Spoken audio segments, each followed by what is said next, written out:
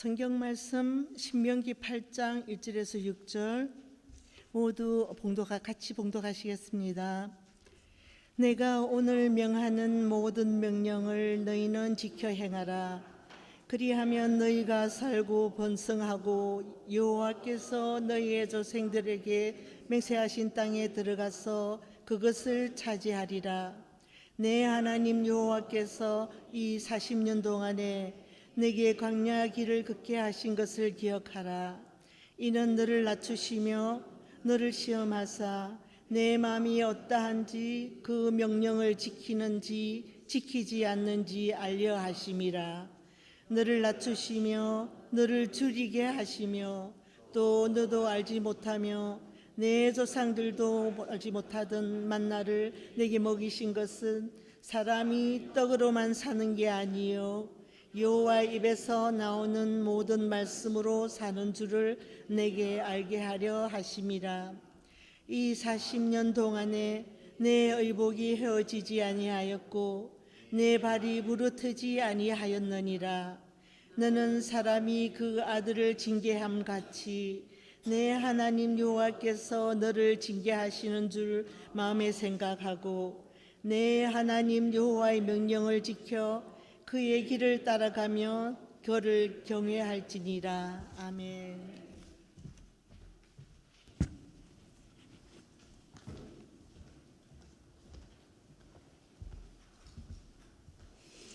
할렐루야. 예, 우리 서로 인사 나누고 말씀 듣도록 하겠습니다. 오직 예수, 줄여서 오예. 인사하시죠. 오예. 오예. 오예. 오직 예수님밖에 없습니다. 예, 나를 구원하실 분은 오직 예수 그리스도 한 분밖에 없는 줄로 믿습니다. 할렐루야. 예, 올해 표어 합니다. 시작. 나의 영혼아 잠잠히 하나님만 바라라. 무릇 나의 소망이 그로부터 나오는도다. 시편 62편 5절 말씀. 할렐루야. 예, 이 고등학생들이 이제 졸업을 하게 되면은 요즘 이제 졸업 시즌이잖아요. 졸업을 하게 되면 졸업 파티를 이제 하게 됩니다. 그 시즌에 그거를 이제 프롬이라고 그러잖아요. 프롬. 프롬을 하는데 그 파티의 대부분은 이제 남학생들이 여학생들이 이렇게 이렇게 초청을 해요. 그래서 같이 가자고. 그래서 그것을 허락하면은 같이 이제 참석을 하게 됩니다. 한 남학생이 그래서 여학생에게 그 편지를 썼어요. 같이 가달라고. 예, 그 편지 내용을 한번 같이 볼까요? 자, 이렇게 썼습니다. Katie, you know I have a crush on you. 그러니까 너한테 나는 지금 너 알지? 난 너한테 지금 반해 있잖아. Will you go to prom with me? 너 나하고 같이 프롬 가줄래? 그래서 circle your answer 그랬어요. 너 대답해 해라. 근데 대답이 뭐 하나 있어요? 보니까 yes. 그리고 또 하나는 definitely yes. 예, 이게 그러니까 둘 중에 이제 하나를 해야 돼요. 근데 이 케이리가 어디에 대답을 했어요? 어디에 대답을 했어요? 저 위에 보니까 저기 NO를 찾아가지고 no라고 딱 대답을 했죠. no. 안 가겠다. 그러니까 뭔가 가려고 하는 그런 막 발버둥 치는 그런 모습이 있는데, 예, 근데 이 케이리는 정확합니다. no. 우리가 하나님 앞에 무엇인가를 요구할 때에 내가 유리하게 할 때가 참 많아요. 내가 유리할 때. 그래서 뭐 하나님 나 좀 편안하게 좀 살 수 없을까요? 그냥 좀 편안하게. 하나님 나 기다리는 거 참 너무 힘든데 지금 당장 주시면 안 될까요? 그러잖아요. 그렇죠? 하나님 저 좀 대충 좀 살면 예, 그럼 좀 좋을 텐데 그렇더라도 좀 축복도 주시고 은혜도 주시고 좀 잘 풀리게 하면 안 될까요? 늘 그래요 우리가 하나님 앞에. 근데 하나님의 대답은 늘 분명하다는 거예요. 뭐예요? No. No. 오늘 본문은 이 모세가 이스라엘 백성들을 가나안 땅에 데리고 이제 가잖아요. 그리고 가나안 땅에 이제 들어가기 전에 그 앞에 이렇게 보이는 데서 이스라엘 백성들을 이제 들여보내면서 자기는 못 들어갑니다. 들여보내면서 제발 이것만큼은 꼭 지켜라라고 당부하는, 신신당부하는 그런 말씀이에요. 그 말씀이 오늘 본문인데 한번 오늘 1절부터 한번 볼까요? 이렇게 시작을 해요. 내가 오늘 명하는 모든 명령을 너희는 지켜 행하라. 그리하면 너희가 살고 번성하고 여호와께서 너희의 조상들에게 맹세하신 땅에 들어가서 그것을 차지하리라. 자, 하나님의 약속을 이루는 공식은 정확합니다. 이 공식이라고 하는 게 있잖아요. 공식. 예를 들어서 2 더하기 몇은 5라고 하는 문제가 있다고 해보세요. 공식. 그럼 거기에 뭘 넣어야 돼요? 뭘 넣어야 돼요? 2 더하기 3 넣어야 5가 나오는 거예요. 다른 답이 없어요. 근데 우리는 자꾸 그거를 2 더하기 1은 안 될까요? 한 2 정도만 해도 안 될까요? 라고 한다는 거예요. 공식은 분명해요. 하나님께서 말씀하시는 거 뭐냐? 명령을 내가 지킬까 말까가 아니라 지켜라. 지켜라. 그 명령을 지켜 행할 때에 그리하면 살고 번성하고 새로운 땅을 차지하게 될 것이다 라고 분명하게 말씀을 하고 있습니다. 여러분 한번 생각해 보세요. 여러분들의 삶에 10계명, 우리가 10계명 잘 알잖아요. 10계명 한번 여러분의 삶에 한번 이렇게 대비를 해보면 이렇게 한번 맞춰보면 어떨까 싶어요. 10계명 여러분 삶에 내가 그대로 한번 지켜지는지. 첫 번째 계명이 뭐예요? 나 외에 다른 신을 내게 두지 말라. 또 너를 위하여 아무것도 만들지 말고 거기에 절하거나 섬기지 말라. 그리고 내 이름을 망령되게 부르지 말라. 안식일을 기억하여 거룩하게 지키라. 내 부모를 공경하라. 살인하지 말라. 간음하지 말라. 도둑질하지 말라. 내 이웃에게 거짓 증거하지 말라. 내 이웃의 것을 탐내지 말라. 자, 10계명인데 한번 생각해 보세요. 그 10계명을 내 삶에 이렇게 비춰봤을 때 여러분들은 어떠세요? 참 부끄럽고 그 10계명조차도 우리가 잘 지키는 것 같지가 않은 거예요. 너무 부끄러워요. 하나님 앞에 너무 죄송해요. 10계명 외에도 하나님께서 성경을 통해서 우리에게 명령하시는 것들이 얼마나 많습니까? 네? 명령. 그는 해도 그만 안 해도 그만이 아니에요. 명령은 반드시 해야 되는 거예요. 반드시. 그런데 하나님께서 명령을 그렇게 하시는 이유가 괜히 그것 때문에 힘들게 하고 좀 어렵게 너희들 한번 골탕 좀 먹여봐라 이렇게 해서 하시는 거예요? 너희는 인간이고 나는 신이니까 내 마음대로 이렇게 정한 거대로 해라 그렇게 힘들게 하시려고 하시는 게 아니에요. 이거는 반드시 지켜야 되기 때문에 명령을 하시는 거예요. 반드시. 권하는 게 아닙니다. 명령하시는 거예요. 반드시 해야 되기 때문에. 자, 2절부터 한번 볼까? 2절 3절 말씀. 내 하나님 여호와께서 이 40년 동안에 내게 광야 길을 걷게 하신 것을 기억하라. 이는 너를 낮추시며 너를 시험하사 내 마음이 어떠한지 그 명령을 지키는지 지키지 않는지 알려 하심이라. 너를 낮추시며 너를 줄이게 하시며 또 너도 알지 못하며 내 조상들도 알지 못하던 만나를 내게 먹이신 것은 사람이 떡으로만 사는 것이 아니요 여호와 입에서 나오는 모든 말씀으로 사는 줄을 네가 알게 하려 하심이니라. 예수님께서 공생애를 시작하실 때에 40일을 금식하셨어요. 그리고는 사탄의 시험을 받으셨습니다. 그 시험 중에 첫 번째가 뭐였죠? 돌을 명해서 떡이 되도록 하라 그랬어요. 돌을 떡으로 만들어 보라 그랬어요. 어디 보면 말이 안 되는 시험이죠. 말이 안 되는 거예요. 근데 이런 시험들이요 우리에게 수없이 던져진다는 거예요. 우리에게 정말 능력이 있다면은 이게 돌을 이렇게 막 변하게 해가지고 떡이 되도록 하고 싶은 생각들이 얼마나 많습니까? 우리가 그렇죠? 우리가 살다 보니까 이런 돈, 음식 이런 것들이 자꾸 필요하니까 뭔가 되지 않는 것 같고 해보려고 해요. 뭔가 자꾸 막 그렇게 만들어 보려고 합니다. 막 돌이라도 정말 변해서 막 이렇게 돈이 되고 막 먹을 게 되고 그럼 얼마나 좋겠어요. 그러면 막 그런 마음이 들다 보니까 돌로 떡을 만들 것처럼, 정말 돌이 떡이 될 것처럼 그렇게 미련하게 살아가는 경우가 참 많다는 걸 깨닫습니다. 내 힘으로, 내 지식으로, 내 재능으로 어떻게든 해보려고 막 발버둥 치는 거예요. 근데 그것이 아무 소용이 없다고 하는 것을 깨닫기 전에는 그게 시험인 줄도 모르고 빠져든다는 거예요. 그게 정말 당연히 말도 안 되는 건데도 자꾸 거기 시험에 빠져들어가요. 사탄은 그렇게 우리를 시험합니다. 떡이면 다 되니까. 떡이면, 네? 지금으로 말하면 돈이면 다 되니까. 다 되니까 어떻게 해서든 그렇게만 하면 되는 거예요. 그냥 돌로 떡을 만들기만 하면 되니까 어떻게든 만들어 볼까 하는 거예요. 그것만 있으면 되잖아요. 그렇죠? 만약에 여러분들 중에서 뭔가 진짜 말도 안 되는 뭐 이런 의자 이런 거 갖고 갑자기 돈을 이렇게 탁 만들어 볼 수가 있으면은 그 대박이잖아요. 그렇죠? 그러니까 세상은 자꾸 그렇게 되는 것처럼 해요. 그게 유혹이고 시험이라는 거예요. 그 사탄의 유혹에 예수님께서 분명히 말씀하시죠.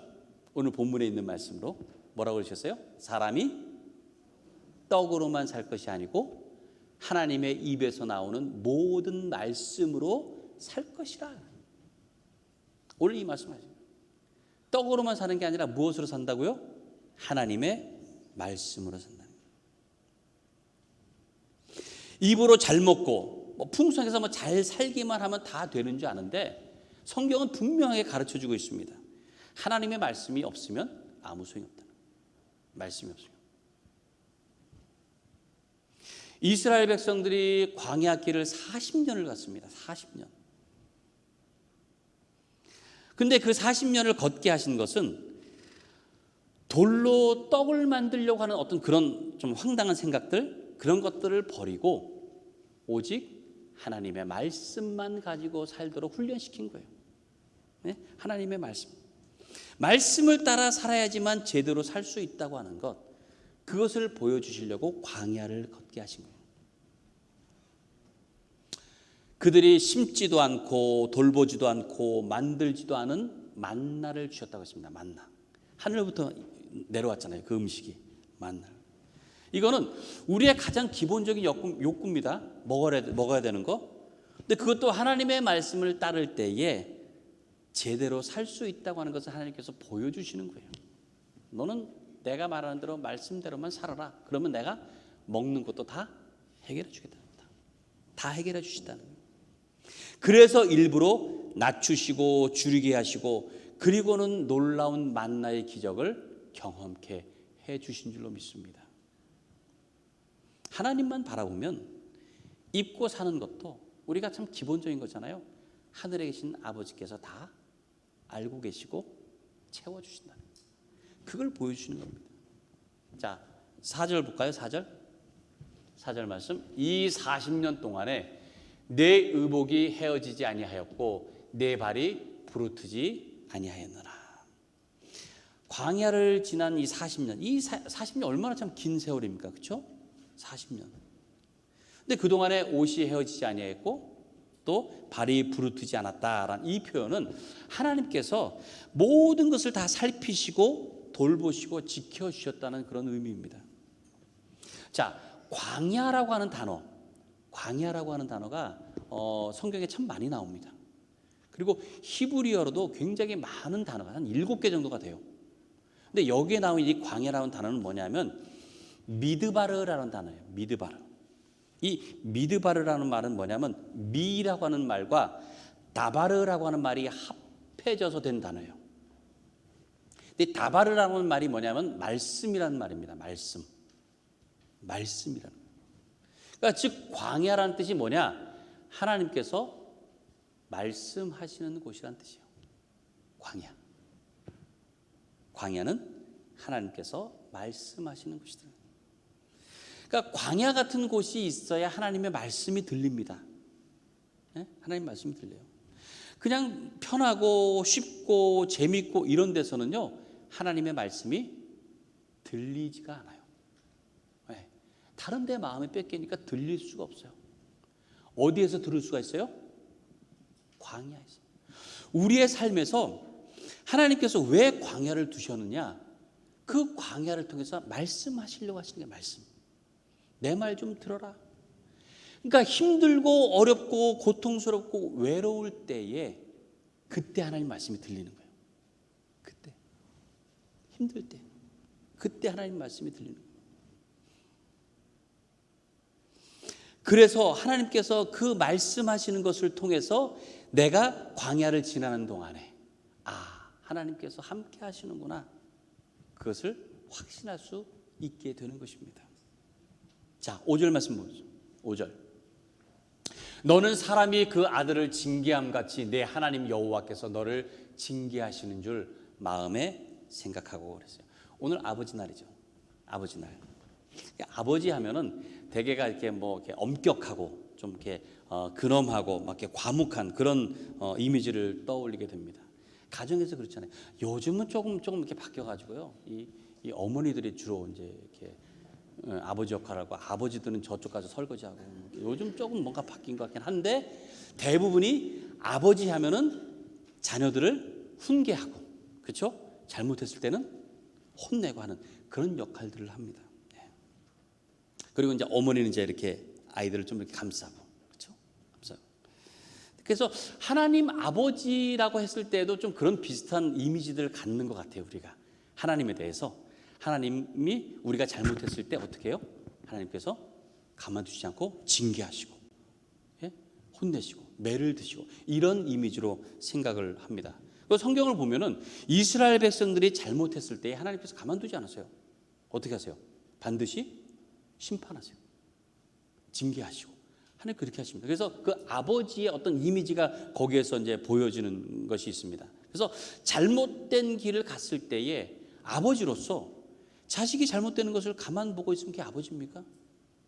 돌이키도록 바른 길로 가도록 하는 그런 아버지의 역할이 있다는 거예요. 하나님께. 만약에 그 자식이 막 거짓말하고 막 그 뭐라 그럴까요? 막 잘못하고 하는데도 가만히 있으면 그게 아버지예요? 그거는 옆집 아저씨예요. 옆집 아저씨. 옆집 아저씨는 아무리 잘못해도 신경 안 써요. 자기 자식이 아니니까. 내 자식이라면, 저도 그렇습니다. 내 자식이라면 잘못되는 것을 가만히 그래 오냐 하지는 않는다는 거예요. 않는다는 거예요. 자, 잠언 13장 24절 말씀 보죠. 매를 아끼는 것은 자식을 미워하는 것이다. 진정으로 자식을 사랑하는 부모는 성실하게 자식을 징계한다 그랬어요. 징계를 하는데 어떻게 한다고요? 성실하게. 여기서 이 징계라고 하는 단어는 훈련한다는 뜻이 있습니다. 디스플린. 훈련을 시키는 거예요. 그러니까 뭐 이렇게 그냥 뭐 때리는 것, 이것이 목적이 아니라 어떻게 하려고요? 훈련시키려고. 선한 것, 옳은 것, 바른 것으로 가도록 훈련시키는 거예요. 그래서 훈련을 시키는데 가만히 보면은요, 이 훈련을 받는 자식보다도 사실 훈련시키는 아버지가 더 힘들어요. 더 힘들더라고요. 예레미야 31장에도 이런 말씀이 있습니다. 예레미야 31장 20절인데요. 우리 같이 한번 읽어볼까요? 자, 시작. 그렇다. 에브라임은 나의 사랑하는 아들이 아니냐. 내가 기뻐하는 자식이 아니냐. 내가 자주 그를 책망하고 징계하지만 그에 대한 생각을 떨쳐버릴 수 없다. 내 마음이 언제나 그를 향하고 그를 측은히 여긴다. 그러므로 내가 반드시 그를 불쌍히 여겨 그를 보살펴 줄 것이다. 이는 나 주의 말이다. 이스라엘 백성을 향해서 자식같이 여기니까 늘 마음이 아프다는 거예요. 마음이 쓰이고. 그게 아버지의 심정이에요. 그게 아버지. 네? 잘못됐을 때 징계를 하지만 징계하는 것 때문에 징계하시는 하나님의 마음이 더 아프시다는 거예요. 저도 우리 아들 있잖아요, 규진이. 그러니까 어렸을 때에, 어릴 때 한 뭐 3살, 4살 됐으니까 잘못됐잖아요. 그때는 이제 혼내야 되잖아요. 그래서 한 번은 제가 이렇게 혼낼 게 아니고 좀 이렇게 손바닥에 때려야 되겠다고 해서 불렀어요. 너 이렇게 하면 이거 잘못됐으니까 매를 맞아야 되겠다. 손바닥 맞아야 돼. 몇 대 맞을래? 했더니 5대인가 뭐 그렇게 한 거예요. 5대요. 손가락 요만한 거 이렇게 펴고 있는데요. 그걸 이렇게 나뭇가지 갖고 때려야 되는데, 와, 한번 탁 때렸는데요. 제 마음이 더 아픈 거죠. 5대를 때리는데 저는 한 50대를 제가 맞은 것 같아요. 너무 마음이 아프고. 그래도 이렇게 해야 잘못된 걸 깨닫고 다시는 하지 않겠구나라는 마음에 하는 거잖아요. 하나님의 마음도 마찬가지입니다. 여러분들을, 우리를 징계하실 때에 누가 더 아프시겠어요? 네? 하나님께서 요놈 봐라? 뭐 이렇게 재미로 하시겠어요? 아니에요. 하나님의 마음이 더 아프시다는 거예요. 하나님의 마음. 더 힘드시다는 거예요. 우리를 너무 사랑하시기 때문에 우리가 돌이켜야 될 때에 어느 때는 하나님이 더 아프시지만 그럼에도 불구하고 우리에게 징계하신다는 거예요. 그래서 하나님께서 우리에게 명령하시는 이유가 있습니다. 명령하신 것은 반드시 그렇게 해야 되기 때문에 그래요. 반드시. 그렇게 하지 않으면 멸망으로 갈 수밖에 없기 때문에 명령하시는, 너 이렇게 해라 라고 명령하시는 거예요. 때로는 우리가 어려운 문제 앞에서 답을 찾지 못해서 괴로워할 때가 있습니다. 근데 대부분 보면은요, 답을 찾지 못해서가 아니에요. 답을 알고 있어요. 근데 그 답을 피하고 싶은 거예요. 그래도 이렇게는 하고 싶지 않은 거예요. 네? 하나님 앞에 분명한 답이 있어요. 근데 뭔가 그렇게 자꾸 타협을 하고 싶은 거예요. 나한테 유리하게 자꾸. 왜? 그 정해진 답은 뭔가 나를 불편하게 하니까, 힘들 걸 아니까. 그래서 자꾸만 이렇게 뭔가 좀 유리하게 이렇게 끌고 가면서 하나님이 우선이 돼야 되는데 하나님을 나를 도와주는 헬퍼처럼 여기시. 그냥 내가 이렇게 할 테니까요, 하나님 꼭 잘 되도록 도와만 주세요, 이거예요. 그러니까 안 되면 어떻게 해요? 안 되면은 누구 탓해요? 하나님 탓. 그것 좀 잘 좀 도와주시. 그거 하나 못합니까? 하나님 앞에. 네? 내가 원하는 것, 내가 바라는 것대로 하려고 하니까 하나님은 나를 도와주는 것 정도밖에 안 된다. 자, 6절 말씀 봅니다. 6절에 분명히 말씀해요. 같이 읽습니다. 시작. 내 하나님 여호와의 명령을 지켜 그의 길을 따라가며 그를 경외할지니라. 어떤 문제든 어떤 어려움이든 답은 오직 하나, 하나님밖에 없습니다. 하나님의 그 명령 안에 답이 있고요, 하나님을 따르는 것 안에 답이 있고, 하나님을 경외하는 것 안에 답이 있습니다. 하나님 말씀 안에 있는 거예요. 말씀. 근데 그 말씀대로 하려니까는 뭔가 좀 불편하고 힘드니까 자꾸만 다른 데서 답을 한번, 다른 데 혹시 있나? 다른 데. 여러분, 답을 제대로 보시기 바랍니다. 답. 분명한 답. 하나님을 온전히 바라보시고 하나님께서 주시는 그 답, 정답대로 하면 모든 게 다 술술 풀리게 되는 줄로 믿습니다. 하늘에 계신 영원한 우리의 아버지, 그 하나님께서 분명히 말씀하셨잖아요. 너는 내게 부르짖으라. 내가 내게 응답하겠고 내가 알지 못하는 크고 은밀한 일을 내게 보이리라. 약속하셨습니다. 우리는 주님 앞에 부르짖고 그 아버지 되신 하나님께 모든 것을 맡기고 그 말씀대로 순종만 하면 모든 것이 다 되는 겁니다. 고민할 것도 없고 망설일 것도 없어요. 자꾸 다른 답 찾지 마시고 분명한 답은 정해져 있습니다. 여러분 안에 하나님께서 주신 답이 있어요. 그것대로, 그 말씀대로, 그 명령대로 순종하심으로 모든 것이 다 잘 풀리고 은혜 가운데 거하는 여러분 모두의 삶이 되시기를 간절히 축원합니다.